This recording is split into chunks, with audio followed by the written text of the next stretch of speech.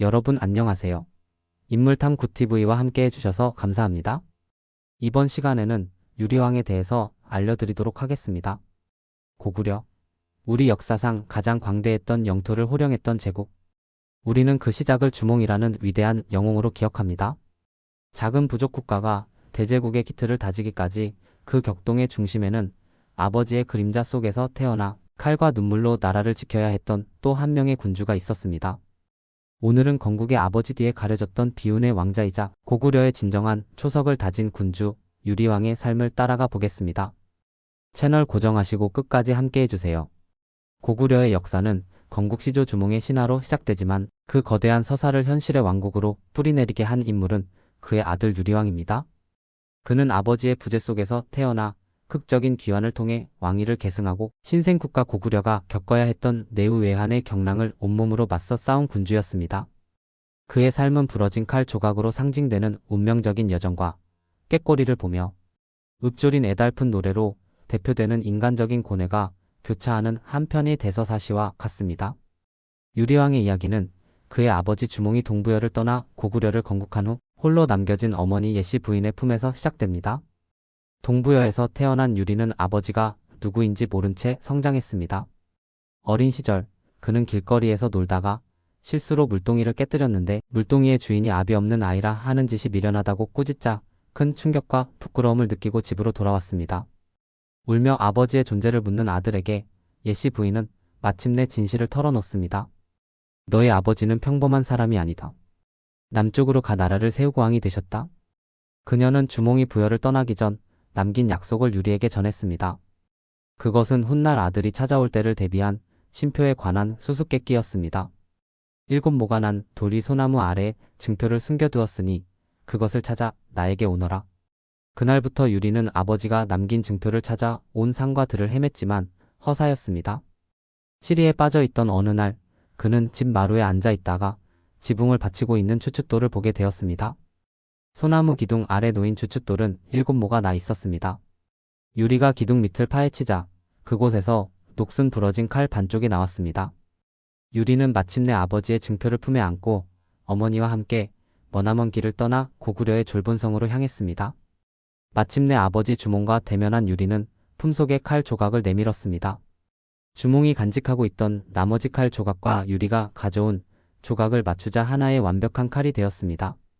이로써 유리는 주몽의 아들임을 증명받았고 고구려의 왕자로서 새로운 삶을 시작하게 됩니다. 기원전 19년 유리의 극적인 등장은 고구려의 정치 지형에 거대한 파문을 일으켰습니다. 그의 기환은 단순한 부자 상봉이 아니라 왕국의 미래를 건 치열한 권력 투쟁의 서막이었습니다. 유리가 나타났을 때 주몽에게는 이미 두 아들 비류와 온조가 있었습니다. 그들은 주몽이 고구려를 건국하는데 결정적인 재정적, 군사적 지원을 아끼지 않았던 졸본의 유력 가문 출신 왕비 소선호의 소생이었습니다.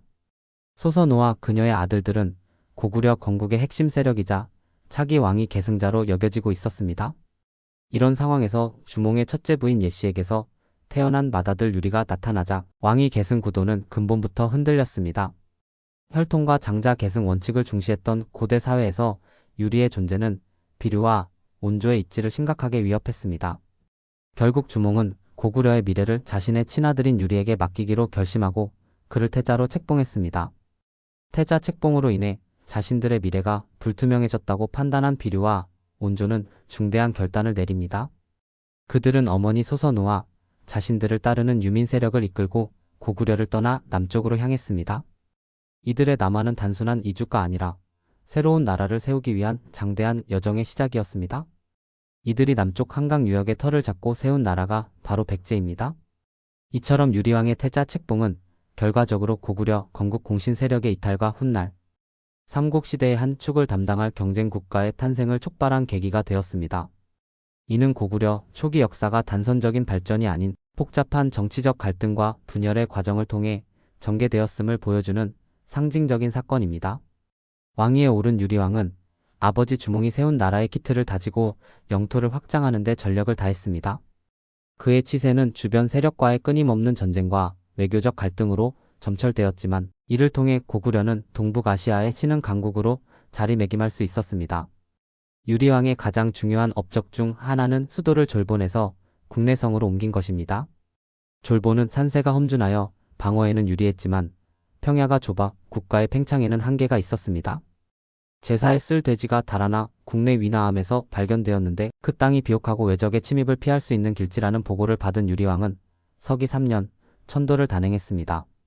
압록강 중류의 넓은 평야 지대에 위치한 국내성은 농업 생산력을 증대시키고 주변 지역으로 진출하기에 유리한 전략적 요충지였습니다. 또한 천도는 졸본 지역에 기반을 둔 건국 공신, 세력의 영향력에서 벗어나 왕권을 강화하려는 정치적 목적도 있었습니다. 국내성 천도는 고구려가 산악지대의 소국을 넘어 대륙을 향해 뻗어나가는 제국으로 성장하는 발판을 마련한 역사적인 결정이었습니다. 유리왕의 치세는 전쟁의 연속이었습니다. 그는 적극적인 정복 활동을 통해 고구려의 위상을 높였습니다. 선비정벌 기원전 9년 고구려의 북쪽 국경을 약탈하던 선비족을 정벌하기 위해 나섰습니다. 장수 부분노의 계책을 받아들여 거짓으로 패하는 척하며 적을 유인한 뒤 성을 점령하고 역습을 가해 선비족을 크게 무찌르고 복속시켰습니다. 양맥 정벌과 한과의 충돌 서기 14년 서쪽의 양맥을 멸망시키고 나아가 한나라 현도군의 고구려현을 공격하여 빼앗는 등 과감한 영토 확장을 시도했습니다. 신나라와의 갈등 당시 중국 대륙을 차지한 신나라의 왕망은 흉노를 정벌하기 위해 고구려의 군대 파병을 요구했습니다. 유리왕이 이를 거부하고 오히려 신나라의 국경을 공격하자 분노한 왕망은 고구려를 하구려라 깎아내리며 적대 관계에 들어갔습니다. 이처럼 유리왕은 부여, 선비, 중국 왕조 등 주변 강대국들과의 복잡한 관계 속에서 때로는 전쟁을, 때로는 외교를 통해 고구려의 생존과 번영을 도모한 유능한 군주였습니다. 강력한 군주였던 유리왕의 개인적인 삶은 비극과 고독으로 얼룩져 있었습니다. 그의 슬픔은 한편이 시가 되어 오늘날까지 전해지며 아들들과의 비극적인 관계는 왕관의 무게를 실감하게 합니다. 왕비송 씨가 세상을 떠난 후 유리왕은 두 명의 여인을 후궁으로 맞이했습니다. 한 명은 고구려 출신의 화이였고 다른 한 명은 한나라 출신의 치이였습니다. 그러나 두 여인은 왕의 사랑을 독차지하기 위해 끊임없이 다투었고 어느 날 유리왕이 사냥을 나간 사이 화이는 치이에게 출신을 비하하는 모욕적인 말을 퍼부었습니다. 이에 상처받은 치이는 궁을 떠나 고향으로 돌아가 버렸습니다. 뒤늦게 소식을 들은 유리왕이 말을 달려 뒤쫓아갔지만 치이의 마음은 돌아오지 않았습니다. 홀로 돌아오던 유리왕은 나무 아래에서 쉬다가 짝을 지어 정답게 논이는 꾀꼬리 한 쌍을 보게 되었습니다. 자신의 외로운 처지를 꾀꼬리에 빗대어 그는 다음과 같이 노래했습니다. 펄펄 나는 저 꾀꼬리 암수 서로 정답구나. 외로울사 이내 몸은 누구와 함께 돌아갈꼬?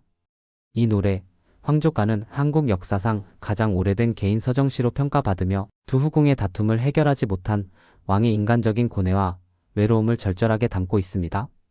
한편 이설화는 당시 고구려 내 토착 세력과 이주민 세력 간의 정치적 갈등을 상징적으로 보여준다는 해석도 존재합니다. 유리왕의 비극은 여기서 그치지 않았습니다. 그는 왕위를 이을 아들들을 연이어 잇는 아픔을 겪어야 했습니다. 맏아들 도절은 일찍이 태자로 책봉되었으나 부여에서 인질 교환을 요구하자 두려워하여 가지 못했고 결국 왕위에 오르지 못한 채 요절했습니다. 둘째 아들 해명은 힘이 장사이고 성품이 용맹했으나 그 과격함이 문제가 되었습니다. 이웃 황룡국에서 강한 활을 선물로 보내 그의 힘을 시험하려 하자 해명은 사신 앞에서 그 활을 부러뜨려 돌려주었습니다. 이 소식을 들은 유리왕은 아들의 경솔함이 외교적 문제를 일으켜 나라를 위태롭게 할 것이라 크게 노했습니다. 그는 해명에게 자식된 도리를 저버렸다며 스스로 목숨을 끊으라는 명령을 내렸고 해명은 결국 21세의 나이로 자결했습니다. 이러한 비극은 국가의 안정을 위해 아들마저 희생시켜야 했던 고대 군주의 냉혹한 현실과 개인적인 고통을 동시에 보여줍니다. 서기 18년, 37년간의 파란만장한 치세를 마친 유리왕은 두곡의 동쪽 언덕에 묻혔습니다. 그의 능은 오늘날 정확한 위치를 알 수 없지만 그가 남긴 유산은 고구려 역사에 뚜렷이 새겨져 있습니다. 삼국사기는 유리왕을 나라를 개척하고 점차 넓혔으나 작은 죄에 분개하여 신하를 베고 용맹함을 미워하여 태자를 죽였다고 평가하며 공과 과를 함께 서술했습니다. 실제로 그는 감정적인 면모와 냉혹한 결단력을 동시에 보여준 복합적인 인물이었습니다. 그러나 유리왕은 아버지가 세운 나라를 안정시키고 과감한 정복, 전쟁과 전략적인 천도를 통해 고구려가 강대국으로 성장할 수 있는 초석을 마련한 위대한 수성 군주였습니다. 그의 눈물과 고뇌는 고구려라는 거대한 제국을 잉태한 자양분이 되었습니다. 유리왕의 이야기는 한 개인의 비극을 넘어 국가의 초석을 다지는 과정에서 겪어야 했던 고통과 영광을 증언하는 우리 역사의 귀중한 한 페이지로 남아 있습니다. 오늘 영상이 도움이 되셨다면 구독과 좋아요, 알림 설정까지 부탁드립니다. 저는 다음에도 유익한 정보로 찾아뵙겠습니다. 시청해주셔서 감사합니다.